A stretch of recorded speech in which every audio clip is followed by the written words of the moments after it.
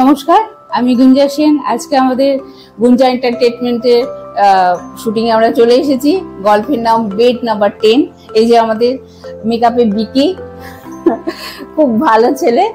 আর আমাদের দাদা চরিত্র করছে, নাম বলো? বিশ্বনাথ দাস। বিশ্বনাথ দাস নায়িকার দাদা, খুব রাগী একটা চরিত্র। পাশে বসে আছে আমাদের সুভাষ চন্দ্র দাস।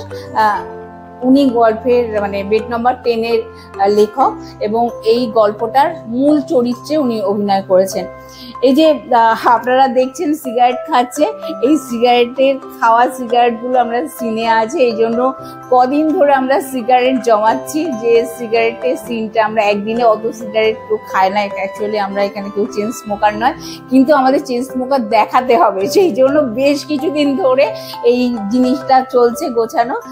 এই খাওয়া সিগারেট গুলো মানে দেখাতে হচ্ছে, মানে লেখকরা যখন লেখে তখন প্রচুর প্রচুর সিগারেট খায়, কিন্তু অ্যাকচুয়ালি উনি অত সিগারেট খান না। আর একটা কথা বলে রাখি, সিগারেট খাওয়া কিন্তু আমাদের স্বাস্থ্যের পক্ষে খুব ক্ষতিকর, এটা কিন্তু আপনারা মেনে চলবেন। ঠিক বলেছি? বন্ধুরা সঙ্গে থাকুন, আশা করি আপনাদের খুব ভালো লাগবে। নমস্কার, আমি বিশ্বনাথ দাস।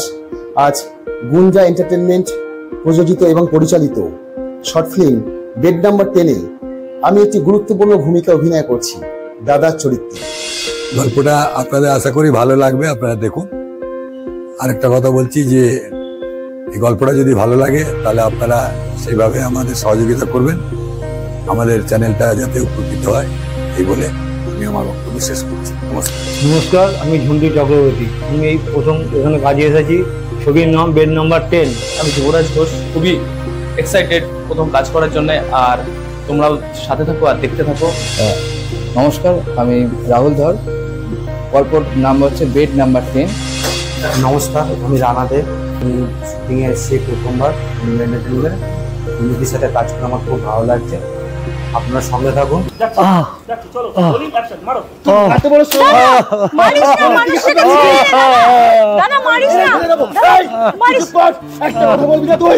তোমার কবিতাটা আমি মুখস্থ করে এসেছি, ওটাই আজকে সাহিত্য মঞ্চে বলবো। আচ্ছা, হ্যাঁ, তো আজকে বিকালটা বলো।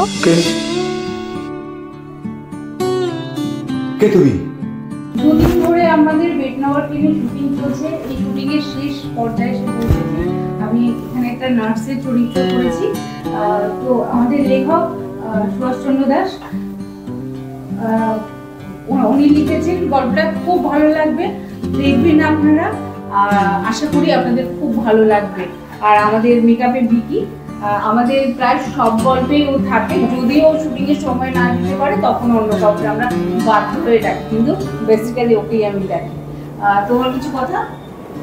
না, খালি দর্শকের কাছে আমাদের একটাই অনুরোধ, আপনারা এই গল্পটা যেন দেখেন এবং লাইক কমেন্ট আমাদের যাতে লাইক কমেন্ট করতে পারেন সেই সুযোগটা যেন ওনারা করে দেন, এই বলে আমি শেষ করছি। দেখবেন আপনারা, এই আশা রাখছি। নমস্কার।